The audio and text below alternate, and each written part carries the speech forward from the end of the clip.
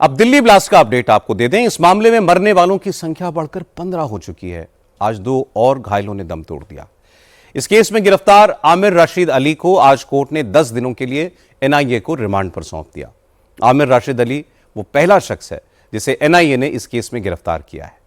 आमिर राशिद अली उस i20 car का मालिक है जिसे उमर उन नबी ने दिल्ली ब्लास्ट के लिए इस्तेमाल किया था। आमिर राशिद अली ने कबूल किया कि कार उसने अपने नाम पर खरीदी और फिर उमर को दी। दिल्ली ब्लास्ट मामले में एनआईए ने जसीर बिलाल वानी उर्फ दानिश नाम के एक और शख्स को गिरफ्तार किया है। दानिश भी डॉक्टर्स के इस व्हाइट कॉलर टेरर मॉड्यूल का हिस्सा था। दानिश से पूछताछ में खुलासा हुआ है कि वो अपने साथियों के साथ मिलकर हमास की तर्ज पर ड्रोन और छोटे रॉकेट्स बनाकर भारत में बड़े आतंकवादी हमलों की प्लानिंग कर रहा था। यह टेरर मॉड्यूल ऐसे ड्रोन बनाने की कोशिश कर रहा था जिनको हथियार की तरह इस्तेमाल किया जा सके। यह दहशतगर्द ड्रोन में कैमरा और बैटरी के साथ छोटे छोटे बम लगाकर हमला करने की प्लानिंग कर रहे थे और दानिश ऐसे ड्रोन बनाने में माहिर था। उसका इरादा ड्रोन को विस्फोटकों से लैस करके भीड़ भाड़ वाले इलाकों पर या सेंसिटिव इलाकों पर गिराने का था, लेकिन वो अपने खौफनाक इरादों को अंजाम तक पहुंचाता उससे पहले जांच एजेंसियां उस तक पहुंच गईं। दिल्ली ब्लास्ट केस में अब तक कुल 15 लोग अरेस्ट किए जा चुके हैं, जबकि 50 से ज्यादा लोगों की पूछताछ हो रही है। जांच के दौरान पता लगा कि लाल किले के पास ब्लास्ट करने वाले डॉक्टर उमर उन नबी ने 3 महीने पहले ही एन्क्रिप्टेड ऐप सिग्नल पर एक ग्रुप बनाया था। इस ग्रुप में उमर के अलावा डॉक्टर मुजम्मिल, डॉक्टर आदिल, मुजफ्फर और मौलवी इरफान शामिल थे। इस ग्रुप की चैट से यह पता चला है कि अल फलाह की डॉक्टर शाहीन की स्विफ्ट कार से जो राइफल और पिस्तौल मिली थी वो उमर उन नबी ने ही दी थी। डॉक्टर्स के इस मॉड्यूल के काम बटे हुए थे। पैसे जुटाने का काम मुजम्मिल और शाहीन का था। टेरर ग्रुप में लोगों को भर्ती करने की जिम्मेदारी मौलवी इरफान की थी। इस ग्रुप की चैट से यह भी पता चला कि डॉक्टर मुजम्मिल और डॉक्टर आदिल दोनों कई बार मौलवी इरफान से मिले थे। वो एक बार उस राइफल को लेकर के भी मौलवी के पास मस्जिद में गए जो बाद में जम्मू कश्मीर पुलिस ने डॉक्टर आदिल के अनंतनाग के लॉकर से बरामद की थी। इस मामले में गिरफ्तार डॉक्टर शाहीन के बारे में भी कई नई जानकारियां मिली हैं। डॉक्टर शाहीन ने भी सोशल मीडिया पर एक अलग कॉन्टैक्ट ग्रुप बनाया था। इस ग्रुप में उसे मैडम एक्स, मैडम जेड से डायरेक्शन मिलते थे। अब ये मैडम एक्स, मैडम जेड दोनों कौन है, इसका पता लगाने के प्रयास किए जा रहे हैं। शाहीन ने इसी साल जुलाई में मैडम एक्स को मैसेज भेजा था कि मेडिसिन का इंतजाम हो गया है, जल्दी डिलीवरी होगी।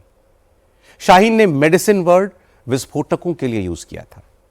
ग्रुप में मैडम एक्स ने सारे मेंबर्स को बहुत जल्दी मैडम जेड से मिलवाने का वादा भी किया। वहीं आतंकी हमले के लिए ऑपरेशन वर्ड इस्तेमाल किया गया था। मैडम एक्स ने शाहीन को अपने ऑपरेशन हमदर्द पर फोकस करने को कहा।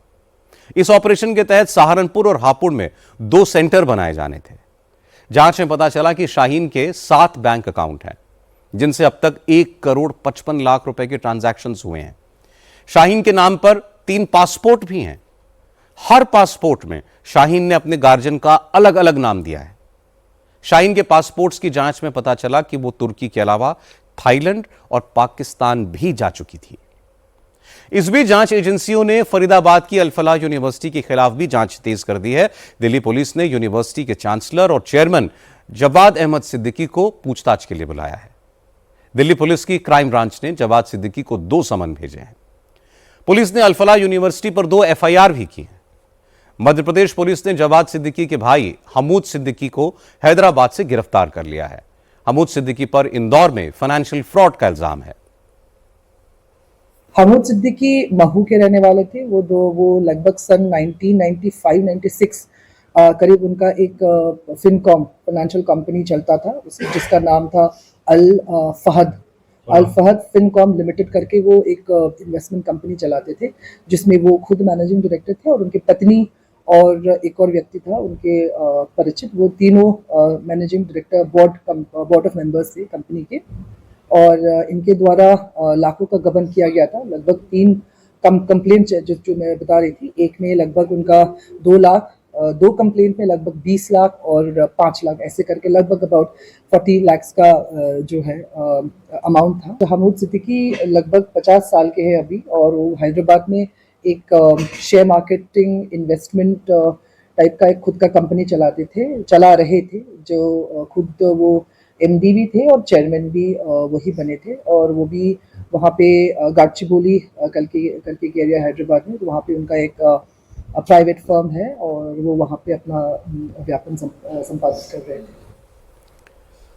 दिल्ली ब्लास्ट के केस में जांच से जो खुलासे हो रहे हैं वो बहुत चौंकाने वाले हैं। डॉक्टर उमर तो ब्लास्ट में मर गया, लेकिन उसके साथी एक एक करके पकड़े जा रहे हैं। इसलिए जांच पूरी होने का हमें इंतजार करना होगा और इसके बाद ही इस टेरर मॉड्यूल की पूरी कुंडली सामने आ पाएगी।